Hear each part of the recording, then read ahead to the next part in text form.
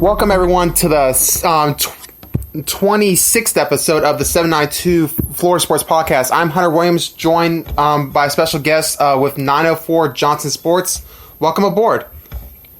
It's good to be back. Yeah, you were on the last show, actually, if I remember correctly, even though we've been pretty much on hiatus since late June when we did our last show. I was going to say, man, with this whole coronavirus, man, I don't even remember when a lot of these things were. It feels like we're living in Groundhog Day every day, almost just like the movie.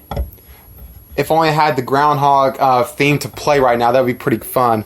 But, yeah, I do remember that. The only reason I remember the date was because I was actually checking earlier when I was trying to figure out what episode this was going to be, because I was like, wait, what episode are we on? I don't even remember. So I had to go and double check that so I'd actually be ready for the intro to the show. But obviously, we had to get back on here for this show, obviously, with the whole FSA finally making a decision, it seems, because they were going back and forth for close to a month. And they finally locked down on allowing teams to start on August 24th if they're ready to go. And obviously, we do see a lot of counties that are going to go forward. Even counties like Hillsborough, for example, that seemingly is still very high, their numbers are rising rapidly, but yet they're going forward. Which, as long as they've taken precautions, I don't see an issue with it. And then, of course, you look up here in North Florida, it's so much. I saw a graphic which we were looking at before the show of all the counties starting. Thanks to Josh for putting that graphic out, because it made things a lot easier. We saw so many green, but Columbia County being the one orange in a sea of green, as they're going to be putting their start back to, I believe, March. They're going to be starting around March 11th. Not March. I keep saying sorry about that. September 11th, or it was close to that. But their first game will be the 25th of September. Yeah, I'm looking at the map too, and according to that, there is a lot of counties in the green, which majority of them are in the North Florida Panhandle area as well. So it looks like a lot of them will be starting on time, and there'll be a few that will start either a week or two after, for the most part. So the majority of Florida will be on board in September for sure.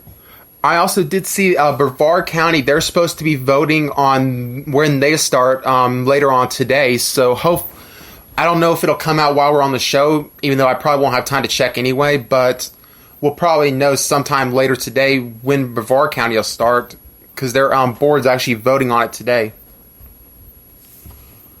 Alrighty. Of course, there is definitely going to be some. There has been some criticism labeled the FSA, even with the decision to go forward. A lot of that's going to stem from the idea that they're going to force to go forward with the state series, which I have been pretty openly against even trying to run a state series from the start, because when I look at it, at what point are we really being realistic? I was saying this yesterday over on the Florida message board about the fact that at what with this without being able to play with South Florida likely being completely out of this the state tournament for this year. What's that going to do for the team that wins the state?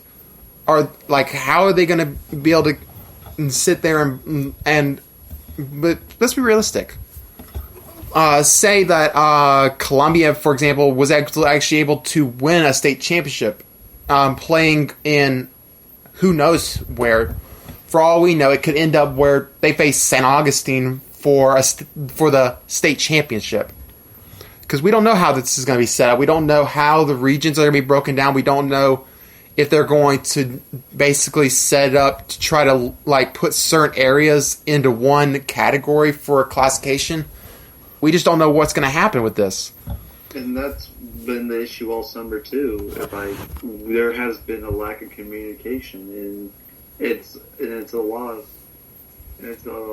and most of it has to be because of that HSAA's lack of communication as well. But And with the whole district thing, after the decision, everybody's scrambling, to fix schedules and whatnot. So we really don't know anything, and that's why it's been hard to report anything. And all these other media people, it's been very hard to report. And when they do also report it, there's also criticism about it, thinking that it's some of these media people's faults when we're really like the ones trying to, put it out there and let people know as soon as possible as well. So it's like, it's been a very confusing summer, probably one of the longest summers ever, in my opinion. Oh, definitely. Like, summers feel long enough for me as it is, and it felt even longer with just watching this whole mess just completely fall apart at the seams for what seemed like months. But of course, with the FHSA, we did see that really they did seem inadequately prepared for these meetings. The first meeting, it was pretty much the first 2 hours they were discussing protocol for a meeting. Like, okay, I get it. You want to try to be as open and honest with the people as possible, but for crying out loud, protocol and stuff like how to handle a meeting, I think most people in the state would be okay with you handling that before you go on recording for the meeting. So realistically, okay, go ahead, take care of the protocol, all that in advance, so when you start the broadcast of a meeting, you could be getting right into what you're trying to get the point across. When you have a show going on nearly 5 hours and you actually do nothing in the end, at what point, like, it made them look worse than I don't think they could have came out of that meeting looking any more inadequately with leadership than they did. Yeah, and you're about to hear my passion come out, because let me tell you, these FHSAA meetings, they've been very, I would say, childish and ear bleeding, and here's why. It seemed like they've had all this time to discuss even before these meetings starting in July, and it's like they're going over the same thing over and over again. It's like a hamster on a wheel, just the same cycle and stuff over and over, and they just can't make up their mind, and then just the arguments. And one thing I will say, though, I think her name was Lauren Otero, when she called out on George, I think his last name's Tom, is it Tommen? Yeah. Yeah, I'm trying to remember everything from that meeting. I was trying to memorize everybody's names, and then even after, talk about the lack of leadership at FHSAAs, and it's true, because there hasn't been much communication. Like, the least they could have done is reported something once a week, kind of like what coaches and stuff are sharing about Georgia High School Athletic Association, which they've been having to plan every week, and it's been spectacular and just organized. And then everybody, even outside of Florida, looked at us or the FHSAA, and it's like, what are we doing? Why can we not just? Why can't we just be this organized? Why can't we communicate to all the coaches, the counties? Why can't they do all of that? It's like talking to children who don't know what they're who won't understand these situations, and it was just a very confusing time. Just a lot of back and forth arguments. Some of these arguments that some people came up with were just ridiculous. They're some of the most ridiculous ideas I've even heard, and I can't remember the last person, but I think she represented the Gulf or whatever, one of the counties out in the Gulf. She was mad that she didn't get it her own way, that she was throwing a major fit. I can't remember who it was, but there's a lot of backlash on Twitter about that as well. It's just been very rough, and there's just been a lot of division in the state between people who want to play, coaches who didn't want to play, players. It's just been very divided, and part of that is all thanks to FHSAA. And like I said, I'm not trying to make it sound political and everything, but that's most of the reason why things are the way they are right now in the state. Yeah, definitely. Also, I would, when I also think about this, the biggest problem, I think it all started with the fact that as soon as they canceled spring sports, they should have immediately started working on a plan for fall. If I remember correctly, they waited about a month before they even set up the committee or even made progress on setting up committee to discuss potential options for football, it was almost like the whole time they were just sitting back thinking, oh, the virus will be gone by August. Everything will be fine. They had no plan. They literally just sat back for a month waiting, probably hoping for the virus to disappear, and the numbers just kept rising by the day. And I'm like, you all should have been thinking, okay, as soon as spring's, they had to call it into the spring season, which I'll definitely come back to this later. But at that point, start planning. Start figuring out, like, okay, what's the plan for fall? Do we have set up multiple options? Like, they eventually did. They set up those multiple options. But the problem is they waited until probably like mid-July before they even had that on paper as to work with. They should have had. They should have been. They should. Yeah, they had all summer to work on a plan, and then they wait until the last possible minute before it's like, okay, now we want to make a plan on the fly, and then they wonder, like, yeah, okay, I know that South Florida probably would have been upset regardless about the idea of starting, but I think that it would have been a little bit. They would have taken it a little bit better if the FHA had this plan in place, like early to mid-June. And they discussed the pros and cons with it, then it's like, okay, then they could start making plans around that. You probably would have been able to get past this whole thing.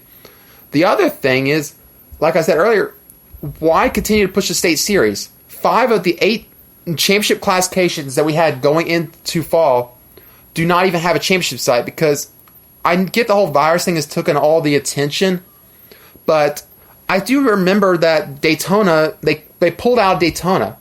That was during the summer. Oh, yeah. And I remember there was a lot of talk about that, too, especially after what happened with last year's state, championships, like with the bigger schools. There was complaints about it last year, and now they're looking to, like, hey, where are we going to go now if we do have a state championship, like, at the end of the year, which... And my thing is, I think we should still have one, but there's got to be, like, limits or something, because, like I said, and then again, there's revenue, you got to look at as well, like, towards schools and, the city and et cetera.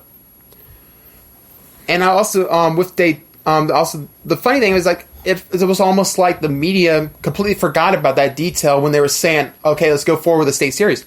Well, where the hell are you going to play the damn game? You got to play it somewhere. Like, I've seen people suggest, play at the school sites. Okay, that may be an option. Here are the cons, of course. If you're going to be playing it at school sites, they're probably all going to want to do it Friday night. That means you're going to have 5 state championship games happening at the same time. You're not going to have any statewide broadcasts of the game. You're not going to have statewide media there because they got to cover other places. So you're not going to get the same exposure for the athletes by playing the state championship that way. And then, of course, the other side of things is, okay, try to find a place to play it. What city is going to place a bid for a state championship when they have no guarantee of getting any fans showing up? And that's the thing I was actually just going to say. Depending on fans, like a little bit of fans, if they're allowed or a certain capacity, there's a few stadiums I've thought of in the state of Florida where they're like neutral sites technically, in a way where I think a lot of these schools could play too. And, they'd have to be a decent, like, size enough to where some fans will be, like, in a way social distancing and then, having the media there. Like, I've got a few examples, and this is depending on, the coronavirus numbers and how the governments in this county and stuff are looking at it. Like, we'll say, for example, like, if, like, how, was it 1A through 3A when they played at Gene Cox Stadium at Tallahassee, What about some of these big schools, like, if there's going to be social distancing, what about Citizens Field in Gainesville or something like that? You know what I'm saying? Like, Citizens Field is more space. Citizens Field is probably about the same size as Gene Cox. It's not that big of a stadium. Honestly, the site that I was thinking about a while back, I know that South Florida probably wouldn't like it because they were complaining about traveling to Tallahassee before. But what about Bragg Stadium, which is the home of Florida Agriculture and Machinery College, or FAMU? FAMU. Yeah, there's that stadium there. I believe it seats about between 25 and 30,000, if I remember correctly. That would be. Yeah. I don't think you're going to get any games right now in the state of Florida that are going to go over 30,000. But it wouldn't be a 70,000 seat stadium where you're going to see a bunch of empty seats.